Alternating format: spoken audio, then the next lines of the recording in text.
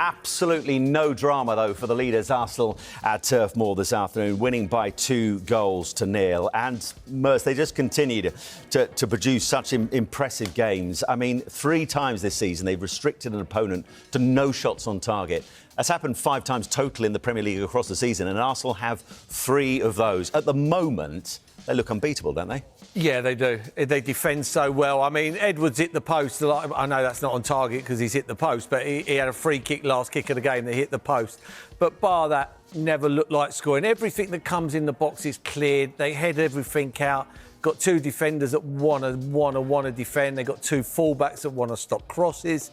And Declan Rice, he wouldn't be far off a 10 out of 10 today. That header as well. Oh, his header was phenomenal. He's run the length of the pitch. I mean, everything he does, he just doesn't stop. I thought he was phenomenal. My worry would be, when Gyökeres went off at half-time, they were nowhere near the same team. Nowhere near. Mourinho come on, he sort of knits it together, but they never really got up the pitch and threatened too many times. So, but yeah, you watch them, they're a well-oiled machine with a lot of talent in that machine as well, and that's very unusual. Usually you get a machine. This reminds me of the Mourinho team, you know, that he had at Chelsea. You know, efficient machine, but had so much talent in it as well.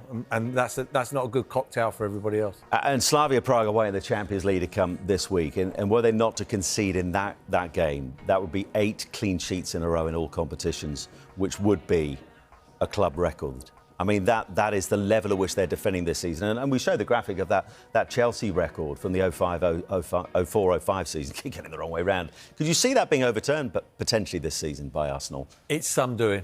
It's some doing, and especially when it gets later on in the season, when they might have had the league wrapped up and they're still in the Champions League. You never know with the amount of games and how many people they got. 3 in 15. I mean, one of those was at Anfield, and it's an absolute worldie from Szoboszlai. Yeah, well, a worldie, an absolute worldie, and it's still some doing. You look at it now, they got to go, 9, 18, 27, 3 lots of 9s and let in 4 goals out, and that's some going. But I watched today, and I watched the team never, ever, bar the free kick at the end, last kick of the game that hit the post, never, ever looked like scoring. Yeah. And they wasn't that bad, Burnley. They wasn't that bad. It was just unbelievable defending. Yeah, you obviously played with a lot of people speak about that. Where do you rank this one against that one? It's a little bit different because there was the offside, you know what I mean? Tony and Baldy would literally just step up and put their hand up, and you'd literally get offside after offside. There was a different rule in them days, in my opinion. You know, if you went to close the goalie down and the ball got kicked and it got headed back, you're offside. It don't matter where you are. So I just think with pitches like they are now, and the way the ball's moved, and now, you know, I don't see anybody nowadays. You know, when you watch football before, you think, oh, he had a bad... No one's got a bad touch anymore, have they? I don't know if it's the pitches or what the game...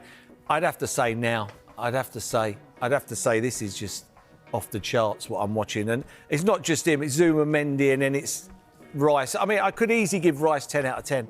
I've never seen it. He just doesn't stop running. He does all the hard work. You know, he just does everything. It's scary. Honestly, I watch, and I was only watching the game in the end to see if they could have a shot on target. Shot on target.